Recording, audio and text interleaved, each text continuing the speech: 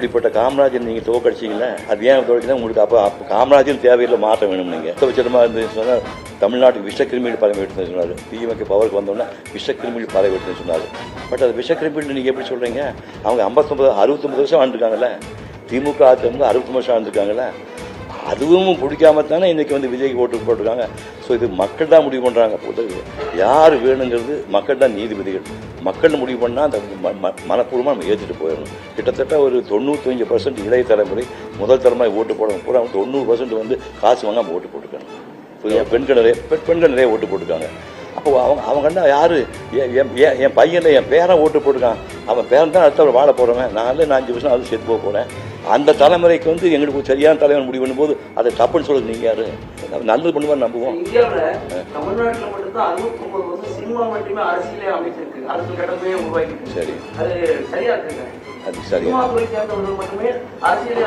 Sir. நீங்கள் காந்தி காலத்துக்கு அது முந்தின காலத்தில் அரசியல் தலைவர்களுடைய தாக்கம் ஜாஸ்தி இருந்தது. விடுதலை நாட்டு விடுதலைக்காக பாடுபட்ட தாக்கம் ஜாஸ்தி இருந்தது. அதுக்கப்புறம் மக்களை ஈர்த்தவங்களே க்ளோஸ்அப்பில் சினிமாக்காரங்க தான். புரிதவங்களுக்கு நாடு சுதந்திரம் முடிஞ்சப்போ பார்த்தீங்கன்னா என்டி ராமாவாகட்டும், எம்ஜிஆர் ஆகட்டும், சிவாஜி ஆகட்டும், ஜெயலலிதா ஆகட்டும், க்ளோஸ்அப்பில் வர்றாங்க. ஸோ இவங்க தான் மேட்னி ஐடியல் சொல்கிறீங்களா, இதுமாதிரி ஐடியல் ஆகிடுறாங்க.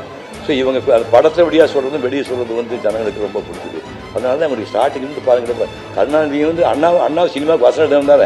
நேரடியாக சினிமாக்குள்ள வெளியே சினிமாவுக்கு பல ஒரு வேலைக்காரி படத்துக்கு வசனம் எடுத்துக்கிறது தான். இந்த கலைஞர் வசனம் எடுத்துக்கிறது தான். இன்னும் சொல்லப்போனால் அவர் காகித பூவை இன்னும் படம் நாடகம்லாம் கூட நடிச்சிருக்காரு. மனோரமா கூட கலைஞர் நாடகம் நடிச்சிருக்காரு. பேசிக்கலி நடிகர் வந்தவர். அப்புறம் அந்த குரூப்புக்கு தான் படிச்சது எம்ஜிஆர் வந்தார், ஜெயலலிதா வந்தார், விஜய் நாங்கள் தான் வந்திருக்கோம். புரிந்தவங்களுக்கு அது மக்களுக்கு அதிகமாக நெருக்கமாகறவங்க மற்ற ஆளுகளை விட சினிமாக்காரங்க. அதனால தான் அந்த குரூப் அதுக்கு என்ன பண்ணுறது, அவங்க எல்லாம் படிச்சவனா இருக்கானுங்க. பார்த்தீங்களா, மக்களுக்கு அறியாமை இருக்க வரைக்கும் அரசியல்வாதிகளும் சினிமாக்காரன் படிச்சுக்கோங்க. புரியுது, மக்களுக்கு அறியாமை தொடர்ந்து இருக்க வரைக்கும் அரசியல்வாதி சினிமாக்காரன் நல்லா படிச்சுக்கோங்க. உங்களுக்கு அறிவு வந்தால் நீங்கள் படம் பார்க்குறீங்க. அப்புறம்